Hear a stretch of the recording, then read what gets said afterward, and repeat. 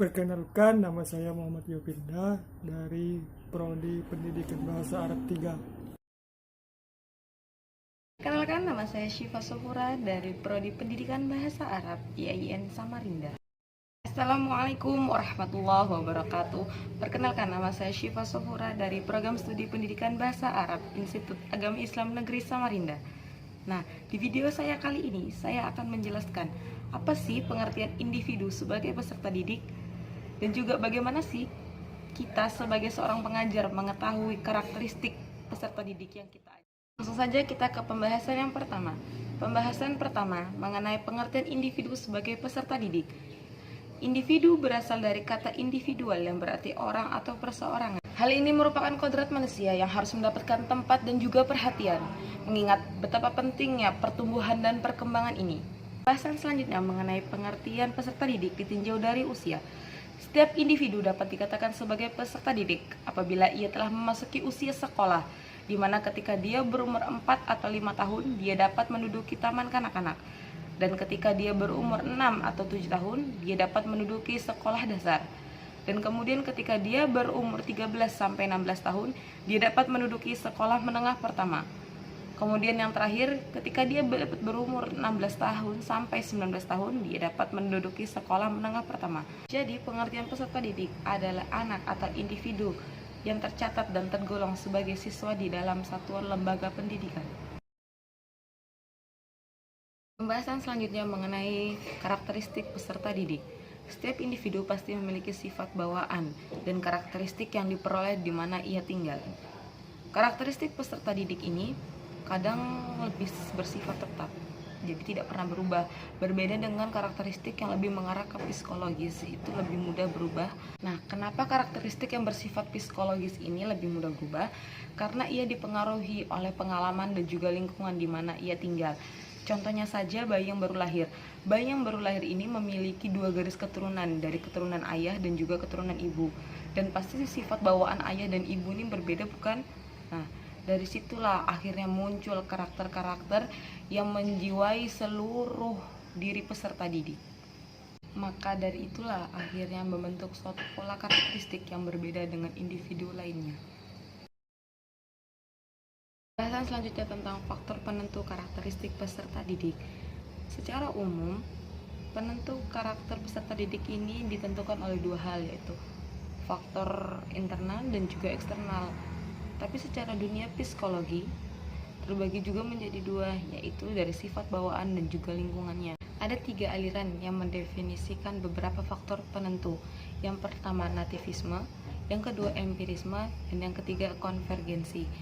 Nativisme ini dari lahir, sedangkan empirisme dari lingkungan, dan konvergensi ini dari keduanya. Jadi dari 3 inilah penentu faktor karakteristik peserta didik. Ini ada beberapa aspek karakter peserta didik. Yang pertama, aspek emosional. Misalnya anak ini sering marah, gampang marah, mungkin karena dia memang hidup di lingkungan keluarga yang preman. Yang kedua, aspek sosial, psikologis. Mungkin anak ini ketika SD dia itu nilainya bagus, akhirnya SMP kok makin menurun, SMA semakin menurun karena perpecahan keluarganya. Atau mungkin keluarganya ada yang memiliki permasalahan, terutama kedua orang tuanya. Yang ketiga, aspek sosial dan budaya. Misalnya ketika anak ini pulang sekolah, biasanya sering bermain dengan teman-temannya, tapi setelah dia lulus sekolah, dia tidak pernah bermain dengan temannya karena dia sibuk melakukan pekerjaan di luar. Nah, yang keempat, aspek intelektual. Itu kebiasaannya untuk anak yang sekolahnya di desa, dia kan pasti tidak mengerti pelajaran di kota, tapi ketika dia kemudian pindah ke kota, dia akan mengerti bagaimana proses pembelajaran di kota.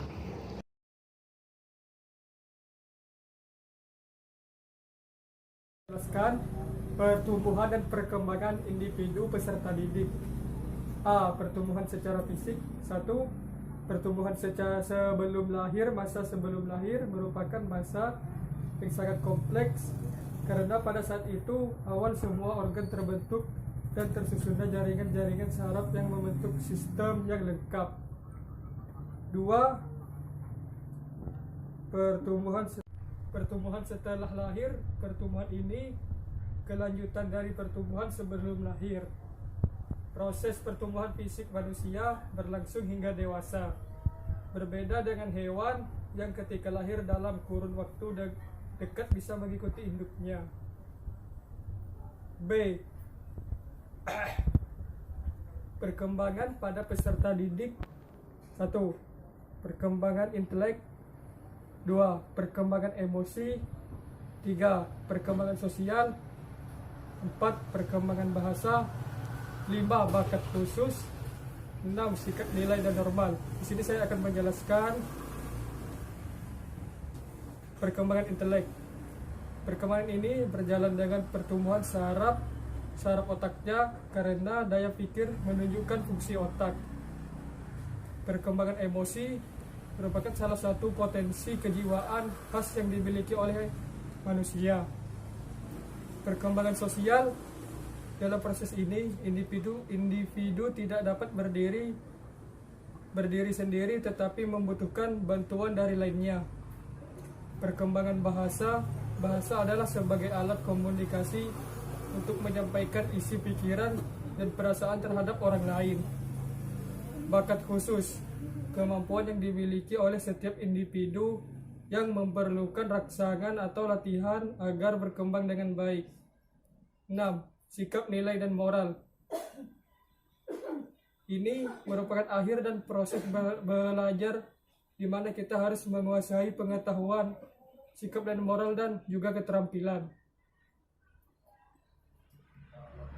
B.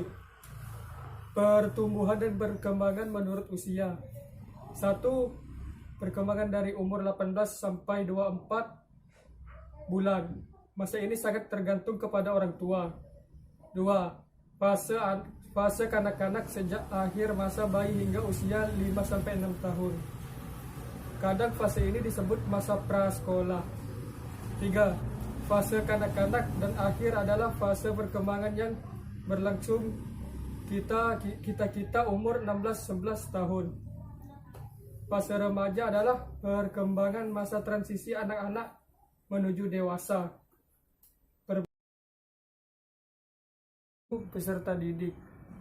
A. Jenis perbedaan perkembangan. 1. Perkembangan kognitif, kemampuan yang berkaitan dengan penguasaan ilmu pengetahuan dan teknologi. 2. Perbedaan dalam kecakapan bahasa. Bahasa merupakan salah satu kemampuan yang sangat penting dalam kehidupan manusia untuk menyampaikan isi pikiran dan perasaan terhadap orang lain. 3. Perbedaan dalam kecakapan motorik merupakan kemampuan untuk melakukan koordinasi kerja saraf motorik yang dilakukan oleh saraf pusat untuk melakukan berbagai kegiatan. 4. Perbedaan latar belakang. Pengaruh dari latar belakang dapat memperlancar atau menghambat kemampuan atau prestasi orang. 5. Perbedaan dalam kesiapan belajar. Sikap apatis, pemalu, kurang percaya diri akibat dari kesehatan yang kurang baik. Cacat tubuh atau latar belakang yang miskin akan mempengaruhi pemahaman dan pemikiran seseorang. B. Perkembangan yang tidak sesuai pada peserta didik. 1. Keterlambatan pengembangan bisa disebabkan karena faktor internal dan eksternal. Internal mungkin waktu dalam perut terkena goncangan yang mengakibatkan saraf tidak bekerja. Eksternal mungkin ketika dia di tengah masyarakat susah berbicara karena mengalami tunarungu.